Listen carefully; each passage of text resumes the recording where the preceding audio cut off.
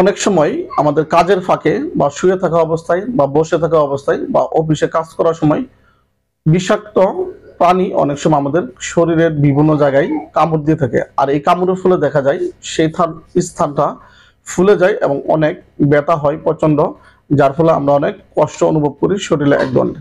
তো আজকে ইনশাল্লাহ পবিত্র কোরআন থেকে অত্যন্ত একটি পরীক্ষিত ইনশাল্লাহ তদবির দিব, আমল দিব।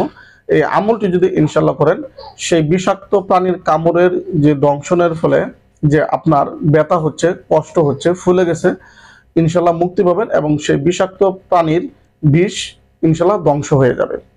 আপনারা মোবাইলের স্ক্রিনে দেখতে পাচ্ছেন যে কোনো বিষাক্ত প্রাণীর দংশনের তদবির।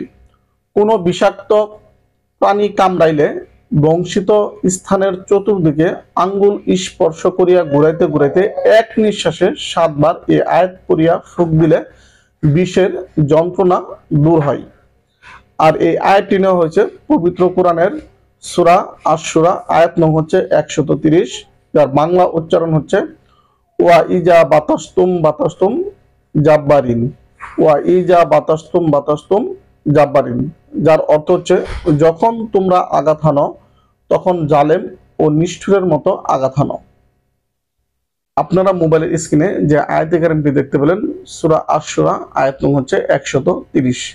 আপনার যে স্থানে বিষাক্ত প্রাণী কামড়াবে সেই স্থানের চতুর্দিকে হাতের আঙ্গুল ঘুরাইতে ঘুরাইতে এই আয়াতে কারিমটি পাঠ করবেন। পাঠ করার পরে ইনশাল্লাহ সামান্য পরিমাণ মুখের একটু থুতু লাগাই দিবেন। ইনশাল্লাহ দেখবেন সাথে সাথে সেই বিষাক্ত প্রাণীর দংশনের কারণে যে ব্যথা হচ্ছে, যে কষ্ট হচ্ছে, যে যন্ত্রণা হচ্ছে, ইনশাল্লাহ সাথে সাথে কমে যাবে। ইহা অত্যন্ত একটি পরীক্ষিত কোরআনিক আমল।